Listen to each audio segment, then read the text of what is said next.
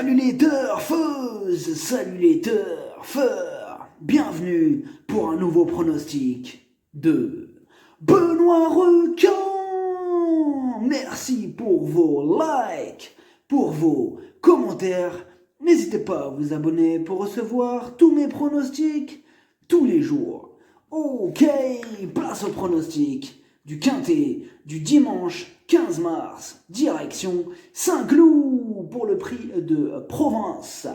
Plat, 2400 mètres, 16 partants, réunion 1, course 3, départ 15h15, 50 000 euros, handicap divisé, corde à gauche, référence plus 19, piste en herbe.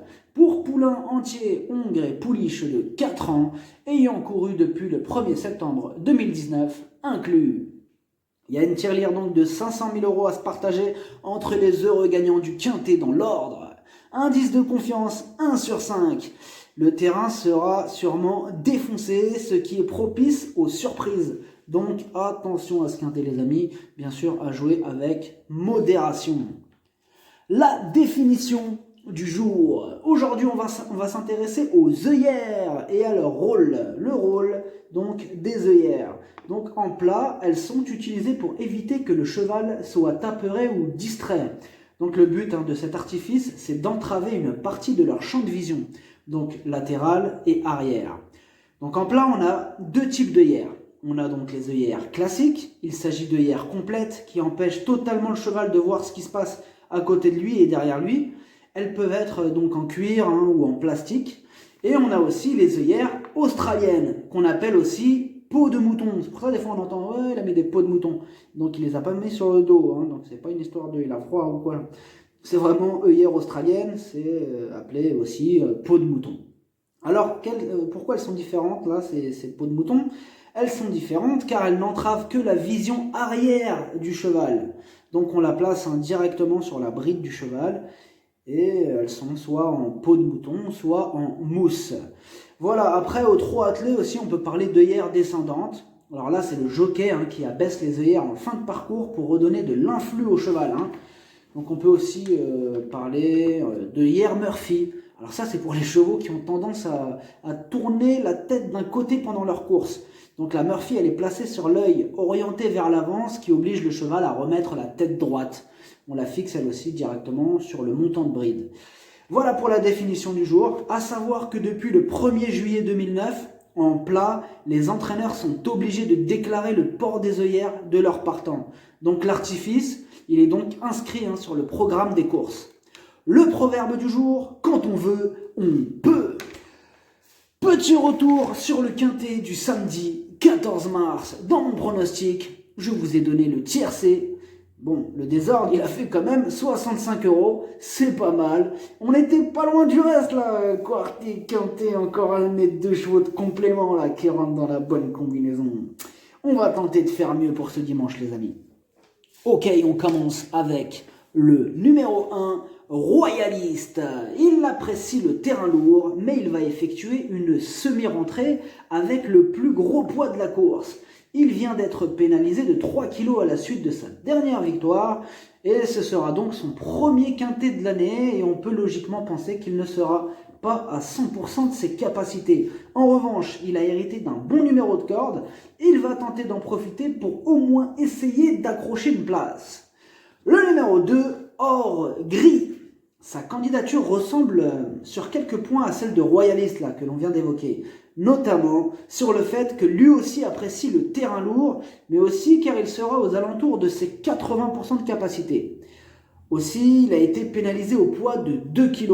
Il effectue donc une rentrée et dans ces conditions, il aura du mal à viser mieux qu'une 4e ou 5e place. Le numéro 3, Savoir Aimer. Il est archi régulier ces derniers temps. Ces 5 dernières courses, il n'a pas fini plus loin qu'à la 3e place. Il a déjà gagné un quintet sur un terrain collant, donc la piste de dimanche annoncée très lourde ne lui posera aucun problème. Il est en plein dans sa catégorie.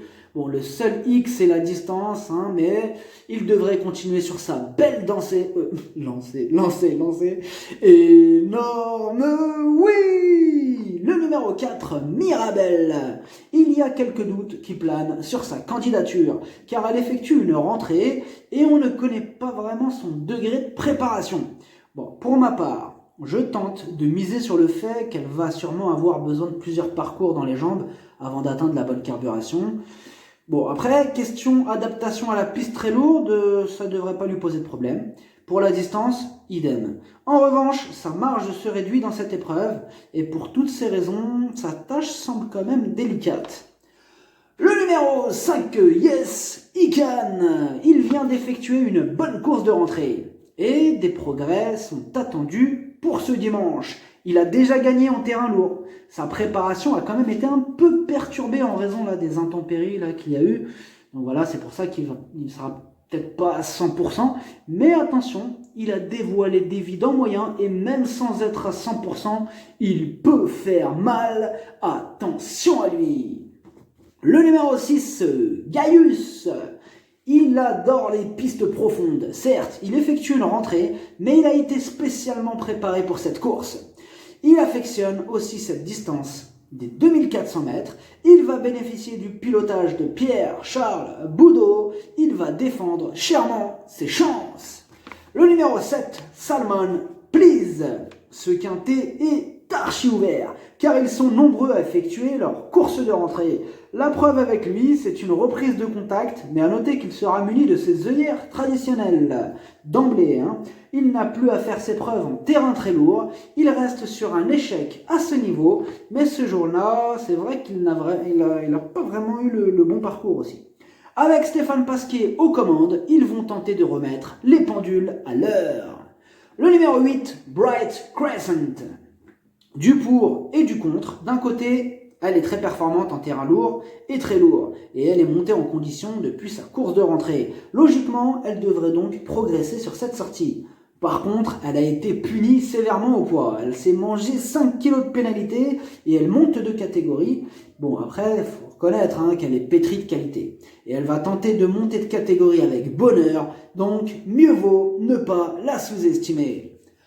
Le numéro 9, Faroa. Et encore un cheval qui va effectuer sa course de rentrée à l'occasion de ce quintet. Lui aussi a déjà fait ses preuves en terrain très lourd. Il a prouvé qu'il pouvait rivaliser au niveau qui nous intéresse. Maintenant, ce n'est jamais une sinécure que d'effectuer sa course de rentrée en terrain très lourd. La qualité du parcours aura une importance cruciale, quitte ou double. Le numéro 10, anecdotique. Ses 3 dernières courses, 3 échecs. Si l'on se concentre sur sa musique, c'est vrai que c'est loin d'être une candidature attrayante. Il va aussi passer un test sur une distance aussi longue. C'est du plat et on sait que dans cette discipline tout est possible, mais au vu de ses dernières performances, il faut reconnaître qu'il est difficile de lui accorder notre confiance. Le numéro 11, Silver Condor. Lui, c'est tout le contraire, car ses 3 dernières sorties sont excellentes. Il s'améliore à chacune de ses sorties. Suite à sa dernière victoire, il a été pénalisé de 3 kg, ce qui complique logiquement sa tâche, d'autant plus qu'il n'a pas de référence en terrain lourd. Et oui, sa dernière victoire, là, c'était sur PSF, donc déjà, rien à voir. Mais attention, ce sera donc... ok, il va passer un vrai test en terrain très lourd ce dimanche, mais il peut quand même faire mal lui aussi, donc tout ou rien. Le numéro 12, Glissandrine, et encore une là, qui effectue sa course de rentrée. Elle a déjà fait ses preuves en terrain très lourd, dans l'ensemble, elle est plutôt régulière. Et elle ne se déplace pas dans la région là pour visiter Saint-Cloud, on est d'accord. Encore une possibilité dans ce quintet très ouvert.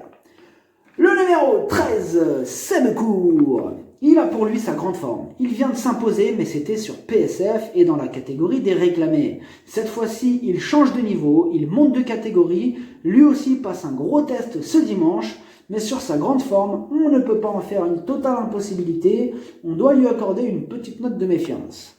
Le numéro 14, Starstruck. Elle va enfin avoir le terrain très lourd qu'elle affectionne.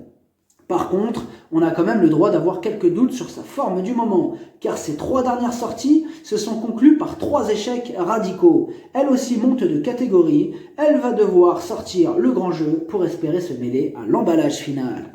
Le numéro 15, Hello Femme. Ce quintet, ils auraient pu l'appeler le prix course de rentrée. Ah ouais, non mais sérieux, ils font quasiment tous leur reprise de contact. La preuve avec elle, donc c'est une rentrée. Elle apprécie les pistes lourdes, mais le niveau semble un peu relevé que pour ses réelles aptitudes. D'autant plus qu'elle ne sera pas à 100% de ses capacités. Pour le coup, ce serait vraiment une surprise de la voir à l'arrivée. Le numéro 16, Vuelta di Bacchi. Elle aussi monte de catégorie, elle vient de terminer 6ème d'un handicap. Avec un meilleur parcours, elle semblait en mesure d'améliorer son classement. Rappelons que cette sortie était sur PSF. Maintenant, elle donne toujours son maximum en course et elle va encore faire de son mieux pour obtenir le meilleur classement. En bas de tableau, elle peut en profiter pour jouer les troubles faites. Grosse méfiance. Le pronostic, ça donne 3, 6, 9, 8, 7, 12, 5, 11. Cheval de complément le 2. Si jamais il y a un autre nom partant, et ça peut arriver, l'As. Merci d'avoir suivi cette vidéo. N'hésitez pas à vous abonner pour recevoir tous mes pronostics tous les jours. Les jeux d'argent sont dangereux, à consommer avec modération. Bonne chance. Chopez-le-moi. Ciao.